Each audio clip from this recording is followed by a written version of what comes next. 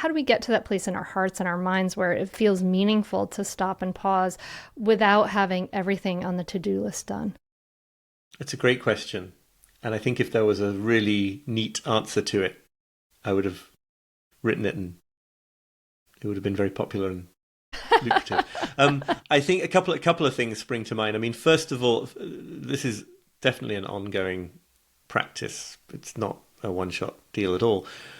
But one aspect of this is I would say, is the perspective shift that I'm tracking through my books, which is that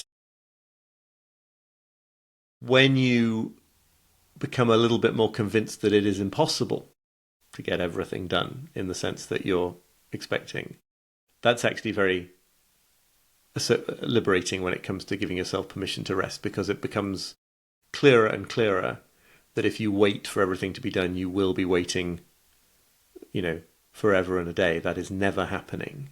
And so you sort of shift from thinking that you've got like a bucket of things that you've got to empty before you do it, and to thinking like all you're doing is you're just in this ocean of infinite possibilities and demands and obligations and tasks, and you just sort of have to learn to swim in it, right? You do some and then you stop for a while. And I think it can really help to see that rest has to be in the midst of a long to-do list if rest is going to happen at all. And then, this is the idea, obviously, in the Judeo-Christian traditions of Sabbath and other religions too, no doubt, that you the reason that you stop on a Friday night or a Saturday night is not because you've done everything, but just because it's Friday night or Saturday night, and that's when you stop for a day.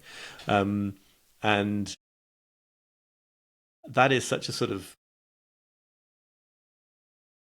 important and interesting thought to me, that like religions for centuries have realized that if you say you're going to rest when everything is done, you're never going to rest. There's a great book called The Sabbath World, I think, by Judith Shulevitz, where she talks about the sort of famously incredibly detailed restrictions of the sort of Orthodox Jewish Sabbath as like being, not to sort of be oppressive and tyrannical over the person who's resting for that day, but just because like it's so tempting to work and to do things. We're so basically set up to exert ourselves that you need to sort of take away every single possible outlet with a rule that says, no, you can't do that either. You can't do that either, because it